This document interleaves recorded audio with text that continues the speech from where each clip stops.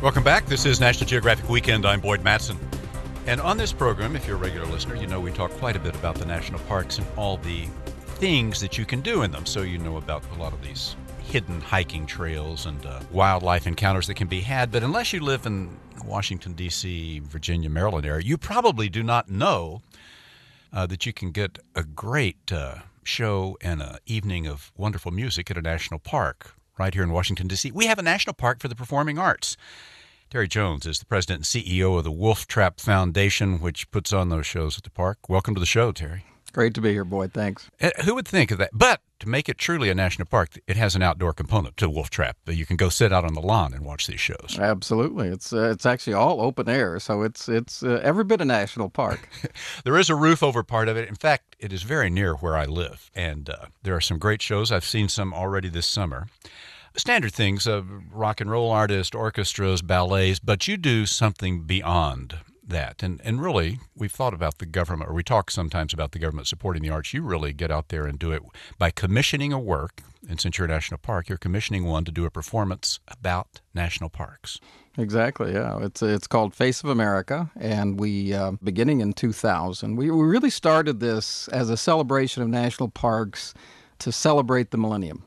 Didn't really know if it would work as an ongoing idea, but it was kind of an interesting idea to throw out there. And of course, we began with Yosemite, but it was exactly what you said. It was to select a national park or a series of national parks and to try to capture the spirit and the essence of the parks and the people of the parks through the performing arts, which is what we do. And you have music, so they compose original music for it. Music. Dance. Or do people sing at these? Yeah, we have singers. We have instrumental musicians. And then they go to the park and do part of this performance and film it, and now they're filming it in high definition. And then they come back to Wolf Trap, show the film, and then dance and play the music in front of the screen. With the live performers, exactly, yeah.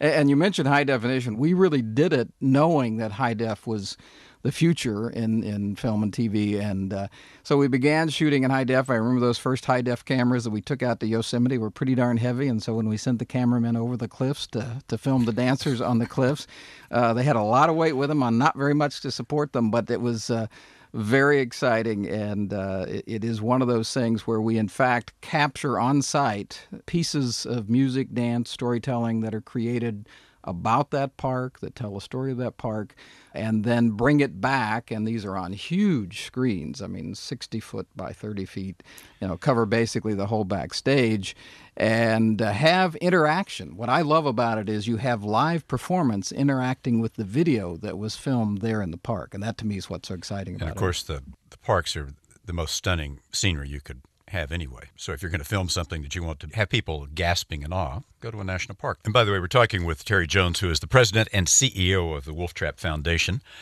You started with Yosemite in 2000, doing that national park, and then you did Virgin Islands National Park and Mammoth Cave.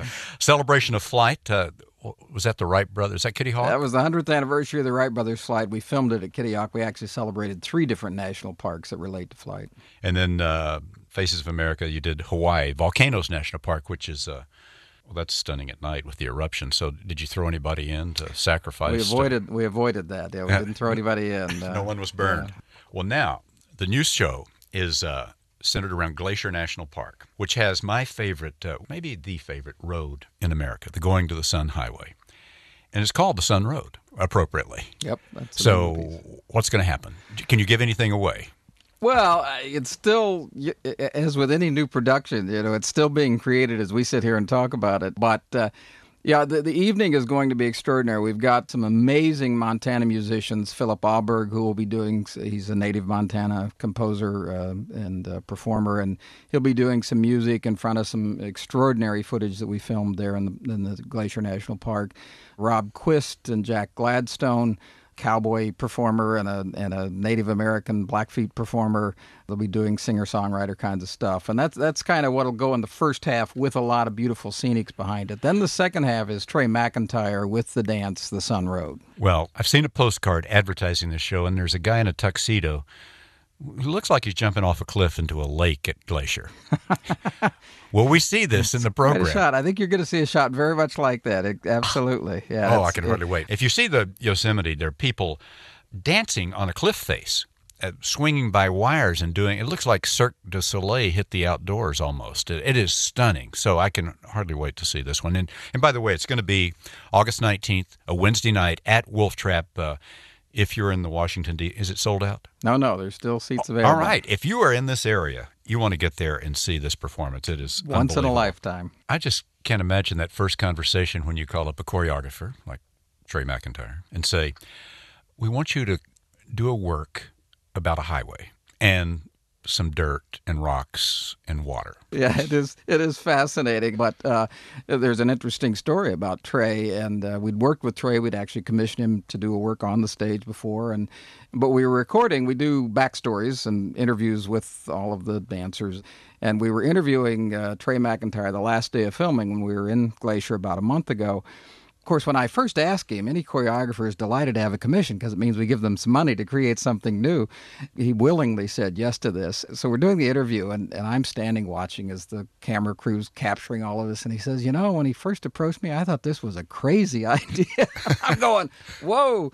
And then he talked about it and about how much he learned about the park and how that's actually impacted and influenced his choreography and what he's doing. And that's very gratifying to know that what we're doing is actually changing the way he thinks about the creation of work. And of course, in this case, it's about the delicate balance that we have in Glacier of man, versus nature. That's the whole reason for the tuxedos that you see in the park as they're dancing, the impact that man has. And, obviously, that environment in Glacier is very imperiled. Well, it's August 19th, the world premiere. I'll be there. And if you're in the area, you too should be there. Terry Jones, thanks very much. My pleasure.